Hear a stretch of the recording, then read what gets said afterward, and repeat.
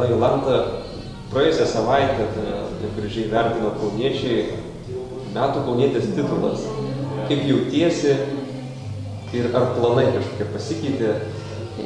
Pajuokaut galiu, maudausi šlovės spinduliuose. Iš tikrųjų, tai planai nesikeičia, žinoma, nieks čia nesikeičia iš tikrųjų. Aš to titulo nesitikėjau.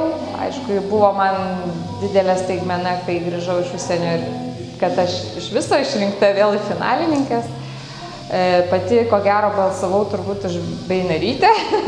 Daugiausiai dėjau vilčių, kad jinai laimės. Bet kai paskelbė, kad manas, tai buvau pasimetus ir tiesiog net nežinau, ką reikėjo pasakyti ir kaip pasakyti. Ten turbūt pamiršau ir padėkoti normaliai, ten išėjus į tą priekį. Tiesiog buvo toksai netikėtumas šiek tiek. Iš tikrųjų, laimėtai nesitikėjau, o šiek tiek gyvenime niekas nesikeičia. Tiesiog dar viena šventė.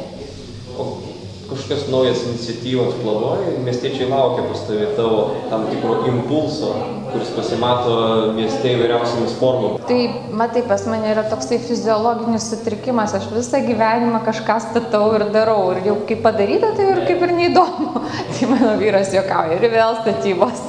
Ne, iš tikrųjų tai yra tų idėjų ir jų labai daug. O viena iš tokių pirmųjų, tai yra raktai, raktinis žodis raktai, miesto raktai. Norėtųsi padaryti tokį miestui dekoraciją, papuošalą šventei, vasarai, prie kurios galėtų prisidėti visi kauniečiai, absoliučiai visi kauniečiai. Iš tikrųjų, raktas yra toks dalykas, kuris, tarsi ir valiojasi ten metus rūdyje, o tuo tarpu jos galima būtų surinkti ir iš tų raktų padaryti kažką. Tai ta kažką, tarsi simbolinį objektą miestui, kuris tarsi pasakytų, kad miestas yra atviras, atrakintas, kad mes visi savo duris atveriam. Ir sukursim tokią instaliaciją skirtą šventei, Kauno dienom, Hanso dienom, galų gale vasaros laikotarpiui, Rotušės aikštėje, kur dabar yra tas stiebas nuo eglutės likęs, tai tiesiog pasinaudoti tomis konstrukcijomis ir ten padaryti, kombinuojant su kažkokiais žalumynais, gražią instaliaciją visų džiaugsmui.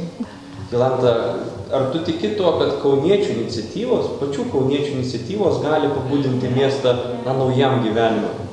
Tokie, daugiau gali iniciatyvos pabudinti miestą, tik tai pačių kauniečių iš tikrųjų, nes menininkai savo darbą daro, tik tai galbūt nemoka savęs išviešinti ir jeigu atsiras dar žmonių, kurie, kaip sakyt, pagarsina, pasidžiaugia, tai yra tas tarsi skambutis, kad pas mus vyksta, tai labai smagu, kai yra tokių dalykų. Praėjusiais metais metų kaunietė tapo Rūta Meilutytė. Šiais metais tapo Jolanta Šmidtienė. Abi šios dvi nuostabios moteris, merginos yra gimusios tą pačią dieną.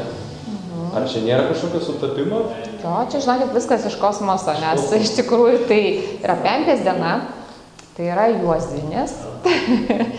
Ir aš atkreipiau dėmesį, kad tai yra žuvų ženklas dar ir ko gero tokios žuvis ryškios plaukioja tame laikotarpyje. Tai taip ir išeina, kad dabar visos kaunietės bus gimusios kovo 19. Metų kaunietės.